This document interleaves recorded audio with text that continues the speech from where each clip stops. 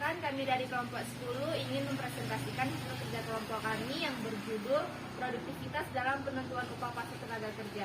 Di sini saya Dinda Nurmida sebagai moderator dan di samping saya Mendes Lombing, saya Dinda Sinaga, saya Sandi Putra Nenggolan, saya Alfeus Tambunan.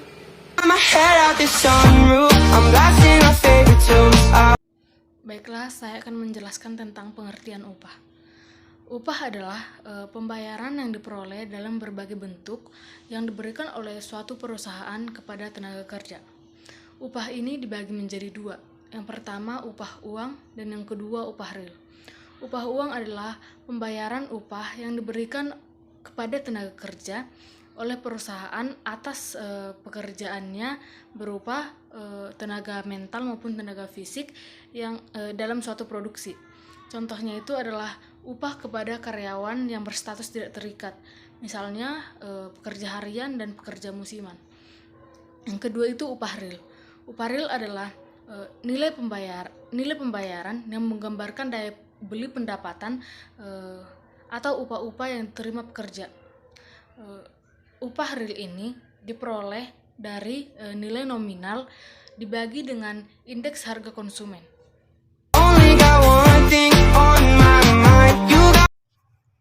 Penelitian upah di berbagai bentuk pasar tenaga kerja. Yang pertama, persaingan sempurna dalam pasar tenaga kerja.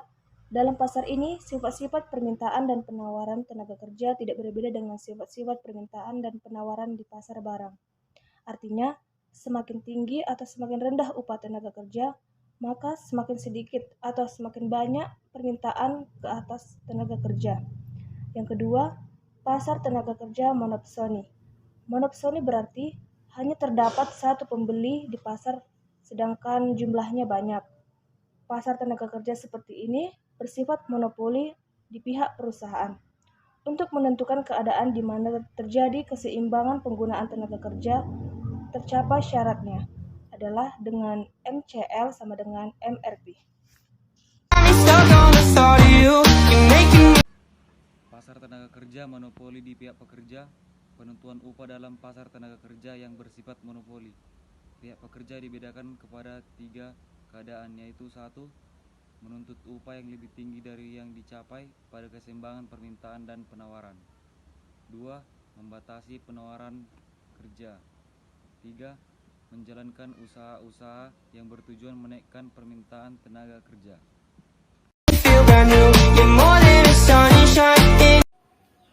4. Pasar monopoli di kedua belah pihak, monopoli bilateral. Dalam pasar monopsoni, upah adalah lebih rendah daripada di pasar persaingan sempurna. Sementara di mana pekerja mempunyai kekuasaan monopoli, upah adalah lebih tinggi dari pasar persaingan sempurna.